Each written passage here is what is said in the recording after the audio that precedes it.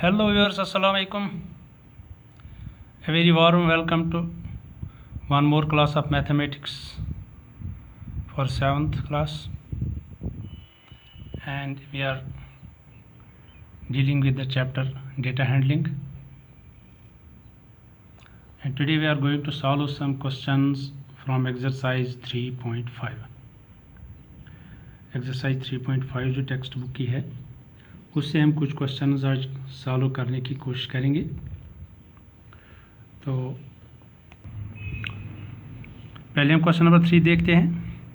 The question is the number of children in 6 different classes are given below, represent the data on a bar graph.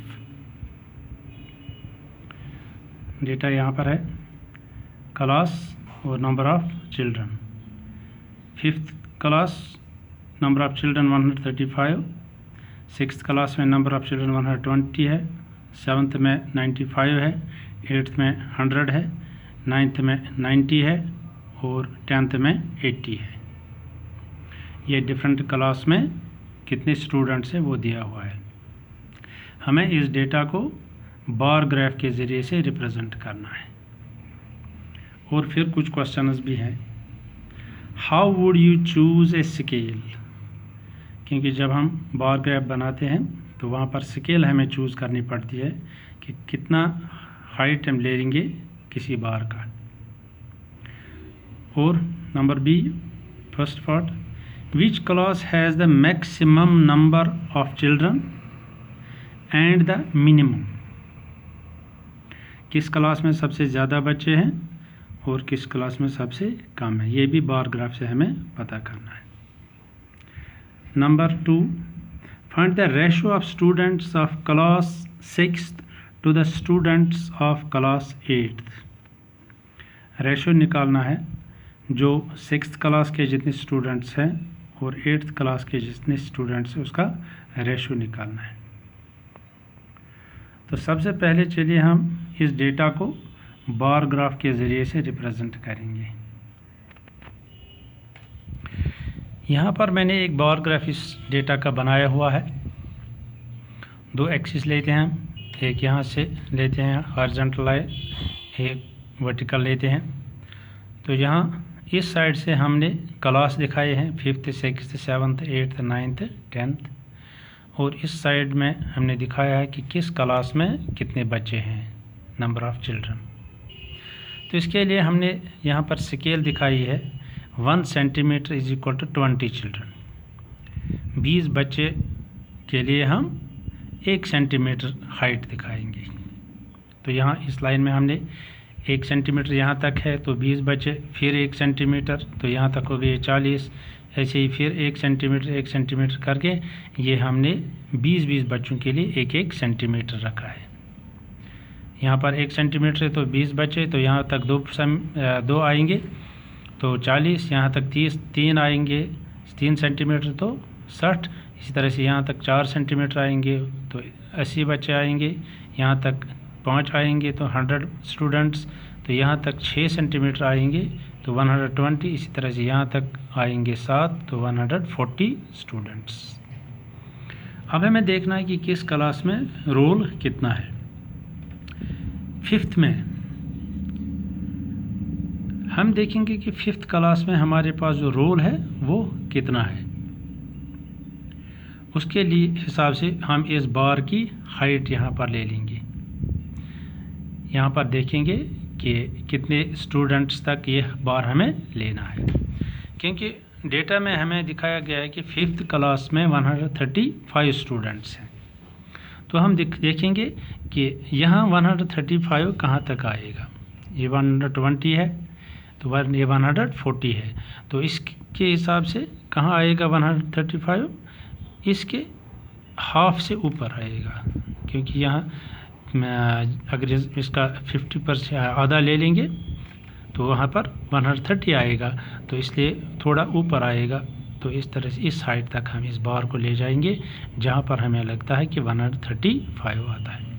तो 5th primary जो है इसका बार कहाँ तक आएगा, 135 तक, तो ये इसका बार बन गया। अब 6th के लिए 120, तो जब हम 6th का बार चढ़ाएंगे तो 120 तक, ये 120 है तो इस हाइट तक इसका बार हम बनाएंगे 6th के।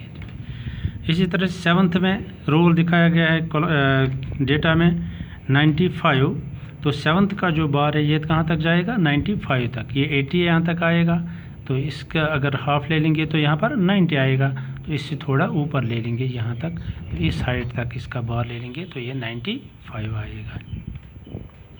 इसी तरह से 8th में जो है, 8th में हमारे पास 100 स्टूडेंट्स है, तो 100 के लिए हम दिखाएंगे 100 का बार कहाँ तक जाएगा, जो ये 100 है इस हाइट तक जाएगा ये वाला बार 8th का। इसी तरह से 9th में जो है 90 स्टूडेंट्स है, हम यहाँ पर बार बनाएंगे किस हाइट तक, 90 तक, ये 80 है ये 100 है, इसके बीच में यहाँ पर 90 होगा, तो ये बार यहाँ तक जाएगा। इसी तरह से 10th में जो है 80 स्टूडेंट्स हैं, तो ये बार कहाँ तक जाएगा, ये 10th का 80 तक, हम 80 देखेंगे ये यहाँ पर है, तो इसी के सीध तक जाएगा ये बार 80 स्टूडेंट्स दिखाने के लिए। इस तरह से हमने इस डेटा को एक बार ग्राफ के ज़रिए से यहाँ दिखाया है। जितना रोल, जितने स्टूडेंट्स किसी क्लास में हैं उसका बार उसी हाइट तक हम चढ़ाएंगे। इस लाइन पर हम देखेंगे रोल, नंबर ऑफ़ चिल्ड्रन, जितने नंबर ऑफ़ चिल्ड्रन हैं उसी हाइट तक उस क्लास का बार हम चढ़ाएंगे। तो इस तरह से इस डेटा को हमने ये बार चार्ट बनाया। अब हमें बताना है कि किस क्लास में सबसे ज़्यादा बच्चे हैं, तो जिसका बार सबसे ऊंचा होगा तो वहीं सबसे ज़्यादा बच्चे होंगे। यहाँ हमें दिखता है कि 5th प्राइमरी का बार सबसे ऊंचा है, कि बाकी नीचे हैं, तो इस तरह से 5th प्राइमरी में सबसे ज़्यादा बच्चे हैं। इसी तरह से बार में, इस चार्ट में हम जब देखते हैं तो सबसे छोटा बार कौन सा है, जिसकी हाइट सबसे कम है, तो ये वाला बार सबसे छोटा है। इस तरह से 10th में सबसे कम बच्चे हैं, सबसे ज़्यादा बच्चे 5th में क्योंकि इसका बार सबसे ऊंचा है, सबसे कम बच्चे 10th में है क्योंकि इसका बार सबसे छोटा है। ठीक है। The scale is chosen depending upon the values. Since highest value is 135, it will be convenient to take the scale as 1 centimeter is equal to 20 children. 20 बच्चों के लिए 1 सेंटीमीटर हमने इस बार ग्राफ में दिखाया है। तो अब दूसरे क्वेश्चन की तरफ चलते हैं। Maximum number of children is in class 5th, क्योंकि उसका बार हमने देखा कि सबसे ऊंचा है। रोल में भी अब हम देखेंगे तो यहाँ पर सबसे ज़्यादा रोल किसका है, 5th प्राइमरी का 135। इसी तरह से सबसे minimum number of children is in class 10th, यहाँ बार में भी हमने देखा सबसे छोटा बार 10th का है, इसलिए सबसे कम बच्चे उसी के हैं। यहाँ डेटा में भी अगर हम देखेंगे कि सबसे छोटा वैल्यू कौन सा है, 80 है 10th में जो है। इस तरह से लिखिए minimum number of children is in class 10th। फिर एक और चीज़ दिखानी है, ratio of students of class 6th to the students of class 8th। 6th और 8th के स्टूडेंट हैं उनका रेशो बताना है। तो 6th क्लास के स्टूडेंट 120, उसका रेशो बनाना है कि 8th क्लास के स्टूडेंट्स के 100, 120/100। एक 0 कटेगा, इसमें कसर कटेगी, 2 5 10, 2 6 12, 6/5। रेशो में लिखेंगे तो 6:5 हम लिख सकते हैं। हम यहाँ पर भी रेशो में दिखा सकते हैं। अब एक ही बात है, यहाँ पर हमने ऐसे दिखाया डिवाइड में, तो यहाँ पर फिर उसको रेशो में दिखा दिया। क्योंकि 6th क्लास में 120 स्टूडेंट्स हैं, 8th क्लास में 100 है, तो इसका रेशो बनेगा 120/100।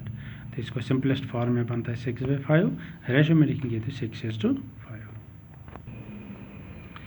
एक और क्वेश्चन देखते हैं, question number 4। The performance of a student in first term and second term is given below. Draw a double bar graph and answer the following questions. यहाँ पर सब्जेक्ट दिखाए गए हैं, English, Urdu, math, science, social science. यहाँ पर first term के marks 100 में से कितने लिए हैं, 67, 72, 88, 81, 73। यहाँ पर सेकंड टर्म के मार्क्स दिखाए हैं 70, 65, 95, 85, 75। उर्दू में फर्स्ट टर्म, इंग्लिश में फर्स्ट टर्म में 67, सेकंड टर्म में 70। उर्दू में पहले फर्स्ट टर्म में 72, सेकंड टर्म में 65। इस तरह से मैथ में first term 88, second term 95। Science में first term 81, second term 85। Social science first term 73, second term 75। तो अब हमें इस डेटा को क्या करना है, एक तो हमें डबल बार ग्राफ इसमें बनाना है। डबल बार ग्राफ, दो बार बनेंगे, एक फर्स्ट टर्म के लिए बनेगा, दूसरा सेकंड टर्म के लिए बनेगा। फिर कुछ क्वेश्चन के आंसर भी बताने हैं हमें। क्या, number 1, in which subject has the child improved his performance the most, और in which subject the improvement is least, और number 3, has the performance gone down in any subject.